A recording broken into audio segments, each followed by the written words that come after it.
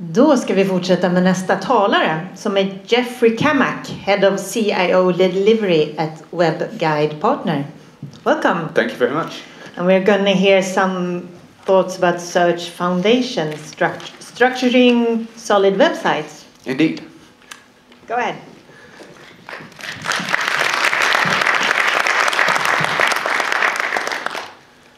My name's Jeff Cammack. I am responsible for overseeing the SEO delivery at Webguide Partner. And when I was first talking about coming to Webbdagarna and speaking to an audience about how to set up SEO projects so that they actually run long-term, I thought, okay, how can I make this interesting? We've all heard, oh yes, quick fixes don't work. We need a long-term strategy. We've heard this over and over and over again. So I thought to come here today and instead try to bring a new angle to this, bring a little bit of a new theory, and hopefully people in this room leave with a different idea of how to set things up. If I lose you along the way, that's fine. We can ask questions and get it all figured out. But I'm going to try to get the people in this room a little bit challenged with some ideas. When we look at organic search, we're really looking at game participants. We're all playing this game. Each of us that drives a website is a participant in a game. The game is to rank well in Google's search engine, or any search engine for that matter.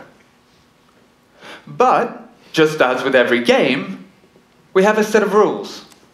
A set of rules that the search engine gets to set. Just for the case of clarification, rules for me is a rule that actually can be enforced. If you have a look at Lance Armstrong, thank you Lance, I hope he's not in this room. He got away with disrespecting the rules. But only once they created technology to be able to find him out, that he was in fact cheating or breaking the rules, was this really a rule that needed to be followed by everyone. So as we speak about rules and game participants, have that in mind that these are rules that actually can be enforced. That said, organic search is ultimately a non-cooperative game with multiple players, with one single rule set. We are all in competition against each other. We do not want to help each other in any way. We don't want to link to each other's sites because that helps everybody else. And so we have this kind of competition constantly ongoing. So this is really it in the simplest form. We have our game participants, who are all players in this game, trying to evolve in some way. And then we have the rules of the game that the search engine set. But let's talk about the players for a second. This is a game of evolution. Let's put aside the fact that we're trying to compete in a search engine space, but we're also trying to compete for visitors, for an enhanced user experience so that people want to come back over and over and over again to our site. This is evolution. And what are we all evolving for? We are evolving for a storefront, a shop on Main Street. Main Street, where the most visitors come in a day to shop. In Google's world, this is a free space. This is for us to take. Those of us who evolve the best in comparison to everybody else in this room will get a place on Main Street. It's really that simple. If we follow the rules, and if we evolve in the right way, we will get to Main Street. This is a common scenario, a good way to think about it, when we sometimes will get a new website to look at within the organization. A marketing manager, very proud of what they've accomplished, will come in and say, here's my website. We need some help. We want to race Formula 1 tomorrow. We want to be number one. That is our goal. You want to promise us number one. And I'm looking at this. going, whoa, whoa, whoa, whoa, whoa, we've got to slow down. And the marketing manager says, no, no, please, quick fix. Maybe if we put a racing stripe down the side of this, a little bit more fuel in the tank, give me some links. We're somehow going to wake up the next day when we're able to race this Formula One. The search people are looking at this going, but this car only has 3 wheels. It doesn't even have a steering wheel. This looks like something that should be pulled by a horse, not driven around a racetrack.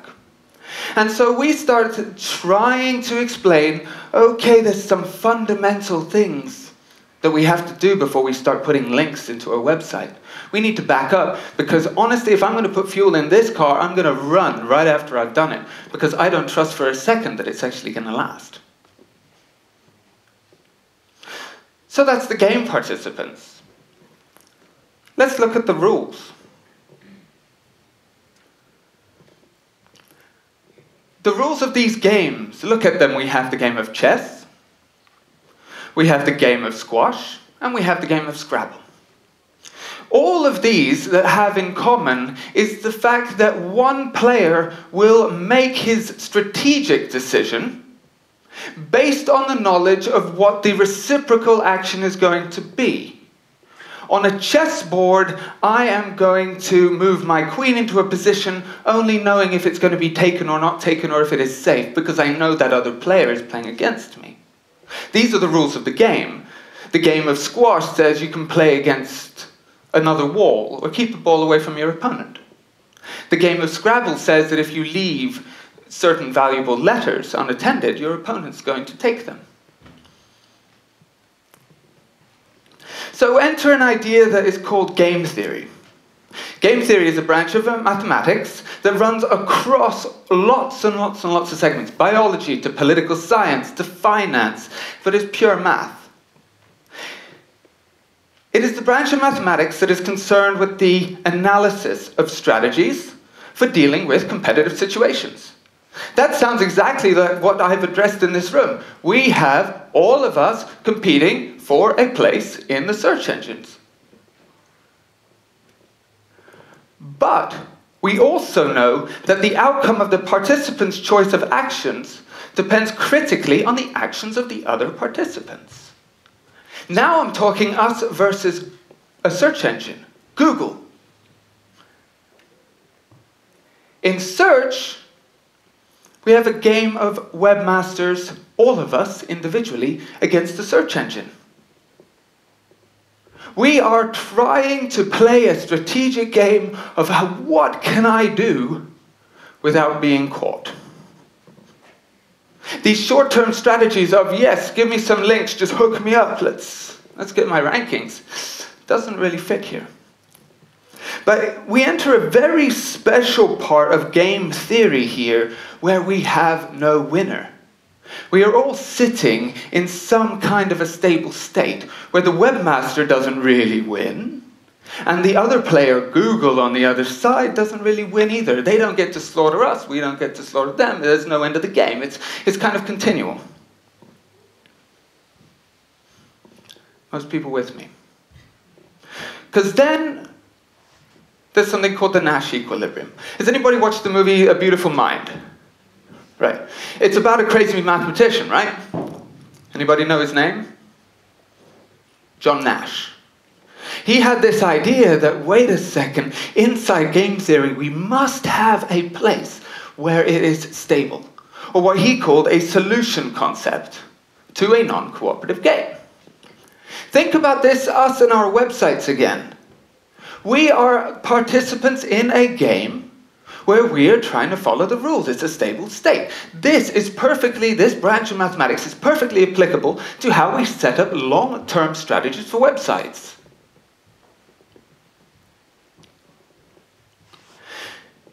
Each player is assumed to know what Google's going to do. We saw our good friends, thank you, Interflora UK. They did something that, well, that triggered an equilibrium strategy.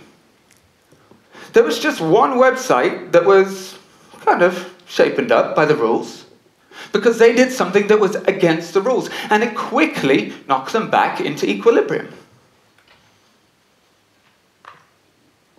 But then the final thing is, and this is what is key for us to take home, is that no single player is able to change this game or this equilibrium.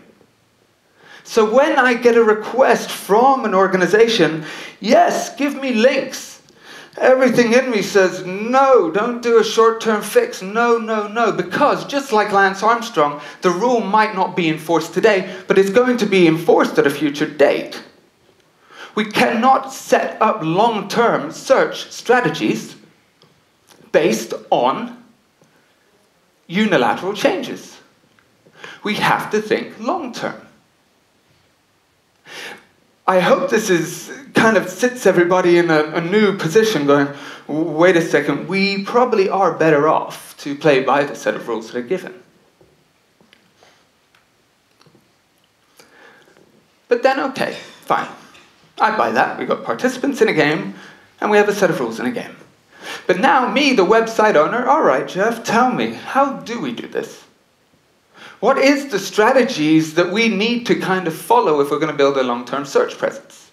We go back to the car. I'm not going to tell you links, because links is going to get you in trouble if you go out and buy them. We're going to talk about building scalable website structures. A lot of the websites that we get to see, they don't really look like websites, right? Has anybody seen James Bond films? Right? We have the way they serve drinks. Have you seen the way they serve the champagne? It's kind of in this nice pyramid where you somehow can pour the champagne in from the top, and it kind of flows down into all of the glasses, right? This is really what the structure of a website should look like. Not something that looks like an upside-down T. Build strategy on amazing content. We've all heard what good quality content is, or something that people want to read, but I'm talking amazing. We want to compete. We're evolving against each other, all right? Everyone in the top 10 on a highly competitive search term in competitive space is going to produce good quality. I want amazing. And then you have to have technical perfection. Technically, your website needs to run not like that car, but like a Ferrari. It needs to be squeaky, squeaky clean. So content structures. I actually looked up, I went to Google's guidelines, Webmaster Guidelines. I hope everybody who works with search is kind of familiar with them. And the first one that is there is design and content guidelines. Make a website with clear hierarchy. Clear hierarchy. Websites should look like this. They shouldn't just come down and then shoot across. That's not the way they're supposed to be built. Think back. These are the rules that we have to follow. Websites should actually look kind of like this. You've got your index page that goes for your most competitive terms. Then you've got your category pages that sit under them. Then you have subcategories if it applies. And then underneath you have your products. This is how it should look. This is what we need to take back to our organizations and kind of examine our websites and for a second say, that's not going to work. This is the way websites are supposed to look. An organization that we work with is called Quaya. And they do a Facebook advertising tool. They're one of the players and connected into the Facebook advertising platform, the API. And what they're able to do is, well, create different Facebook ads and spin them and rotate them and try to be one step ahead of what Facebook's doing in their own tool. And we started working with them. And the problem is when we first got there, it looks like a T. And there wasn't really anything in there. So we said, okay, guys, we're targeting way too many keywords here at a very small number of pages. This thing doesn't look like the pyramid that I asked for before. So we started adding more pages on. You can see the Facebook ads cluster really started growing, and we started breaking it down. This isn't rocket science. This is what your users want. This is what we have to evolve to. And if you don't do this, you're going to have problems.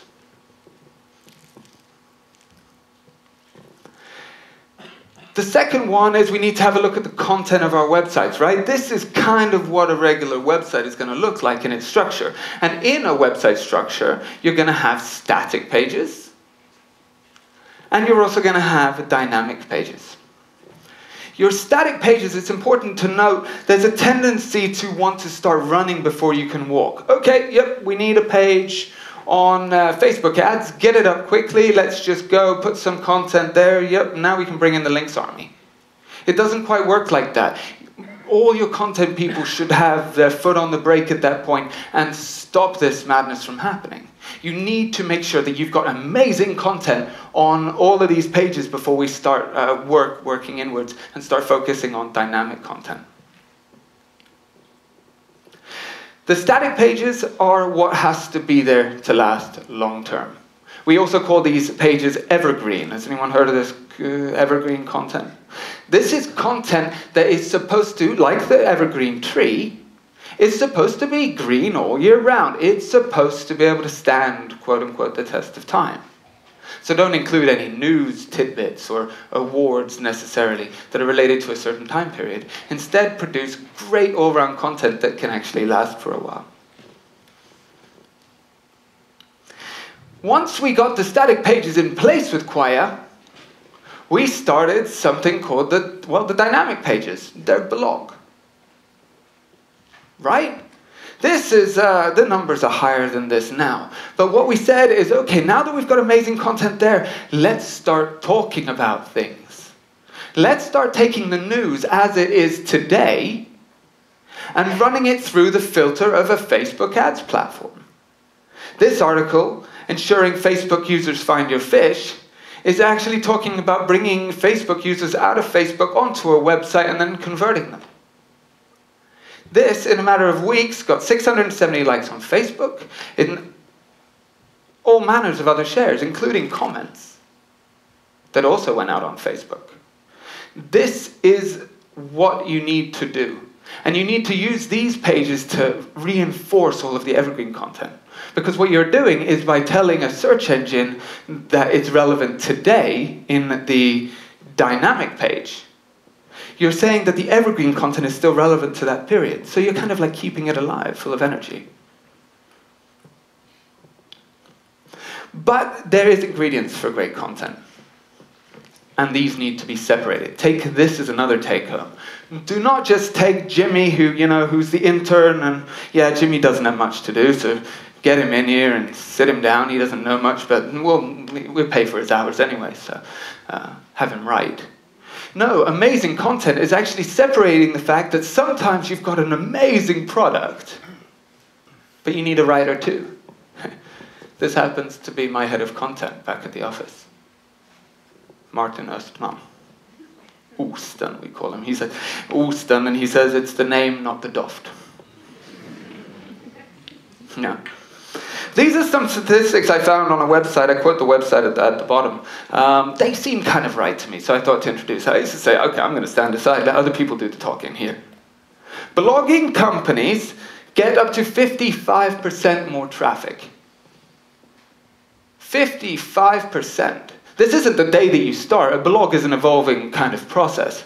Once you've got your static stuff, then you can start doing your dynamic stuff and start pushing it out. Blogging companies get 97% more inbound links.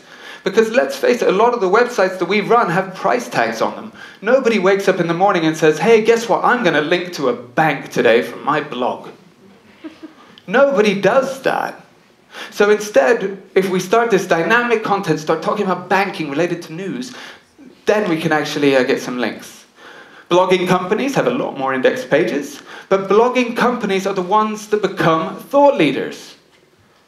These are the people who we go to ask questions. If we want to know about insurance, we go to the thought leader in insurance. TV4, DN, SvD, all of these people, they are going to go to the thought leader to find the information and get you in the news and in the newspapers, right? So that's why blog.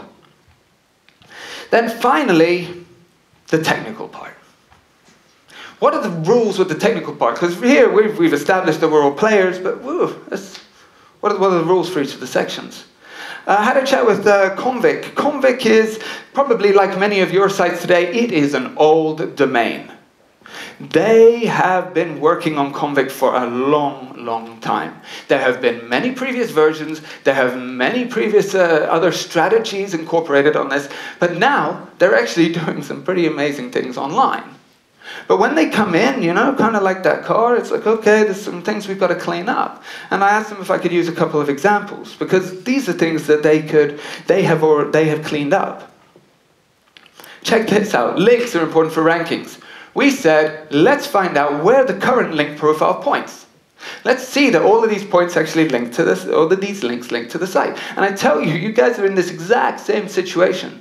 You don't need new links, you need to get the other links on track. Go through this. 478 linked pages. 164 of those pages, when we found them, were 404. They were not found. No one home, no content, shouldn't be indexed. These are pages that we then have links coming to, but aren't supporting the structure or the rankings of the site. We need to change those. 13 of them were temporary redirects, or 302s, for those of you who understand the technical. The links don't count. And then 278 were pointing to pages that have actually been redirected. And finally, only 23 of the links were actually pointing to pages that still had content for the user on them. This is house cleaning 101. And so now we've kind of gone through this and we're like, okay, so Jeff gets a customer who comes in and says, I want my racing car to race tomorrow. Give me links. I'm saying, no, we know the rules of that game. We know where that takes you. That takes you the way of, well, competitors who are burned and you find them in the cemetery. We all know them in our segment. It's like, okay, they chose that road. The last thing that we did with them is we actually had a look. They've been operating for a long time, right? We found actually 26 subdomains on their domain that were still fully indexed by Google, old campaign pages, some duplicate versions of the website, and we kind of just cleaned these up. We don't need to show the engines that we have 50 times the amount of pages than we actually do have for our users. Let's kind of like tidy the house. Because if you're actually going to rank for keywords that are competitive, that are generics, like mobilsbredband, you need to have a squeaky clean site. So to sum this up, when I came, I thought about, okay, how am I going to give a presentation and talk about setting up good SEO project management? I thought, okay, let's not just come with the same old. Let's establish the fact that we are in a non-cooperative game. Go home, read about game theory. I wouldn't tell it too much to your family members. They'd probably go grab a beer from the fridge or do something else that's more important to them at that time. But read about game theory. Understand that we are in this game. Understand that your online businesses need to evolve. This isn't a put lipstick on a pig business, a racing stripe on a car. We need to move websites forward in order to be competitive. Nash equilibrium. Don't try to go and tell your friends about you learned about the equilibrium. That's kind of hard to say. Maybe remember that just John Nash was an extremely smart man. And when you step out of line, like Interflora UK did, just a quick puff, and you're right back in line, and I promise you, they were not the only ones running around the internet having their advertorials taken down. And finally, question your website strategy. Go home, because as soon as one of you guys comes and gives us a website, that's the first thing we're going to do. We're going to sit it aside and pretend like it doesn't exist. And we're going to kind of just build up the way that we would do it from the beginning. So I hope this gives you an idea of how we set up SEO projects and kind of gives you my insight on the way I look at web strategies that I expect to last long term. So enjoy the rest of the day, and thank you for attending this session.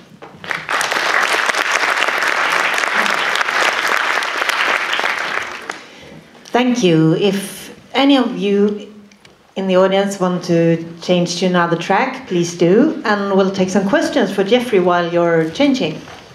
Do we have any questions in the audience for Jeff?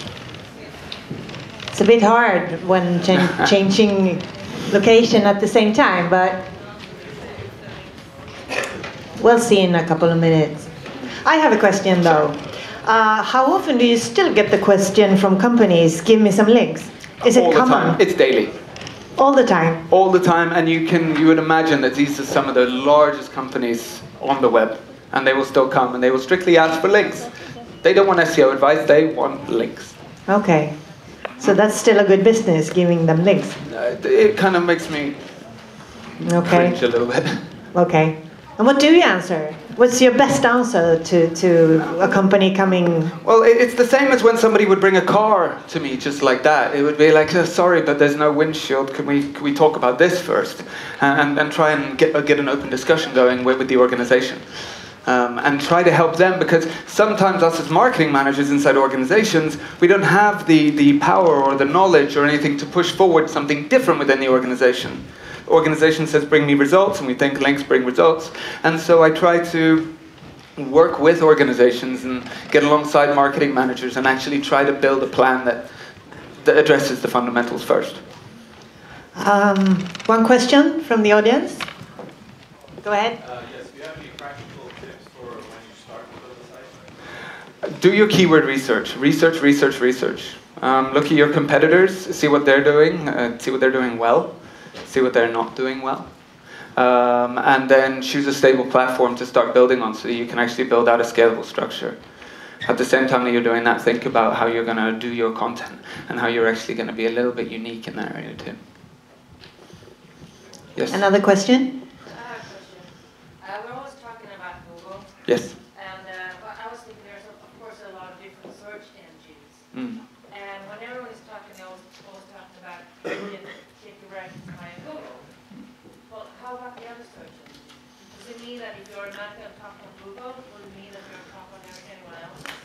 That's a good question. Usually when you get penalized by Google, you're still on the top of all of the other engines.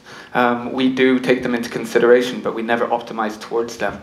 We optimize based on what Google tells us to do, knowing that the other engines have historically followed in the footsteps of Google. So we're going to try to do the same. Google's taken some big advancements recently, and with like Panda, their updates across the web that went after low-quality content, and also then Penguin that went after links and networks. So we haven't seen the other engines quite do that yet, but we expect that that's coming. I think there is a question over there. Yeah, go ahead.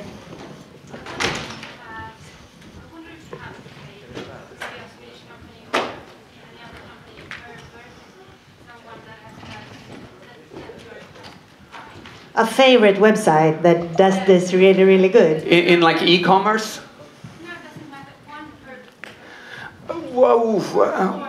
Two that I can mention. Maybe three for their ingenuity. But Zalando's, the shoe store.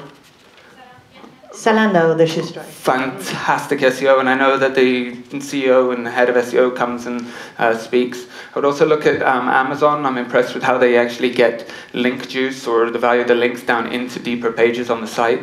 I think that's really nice. And then I'd probably say eBay as well. If you look at, they're talking about this new design, which is very Pinterest and this takes the example of build amazing content. Make something that makes someone want to stay and come back. Okay, any other questions? One up there. You were talking about platforms. What's the best platform? I've always used WordPress, but is there something else that you would... The best platform. CMS system.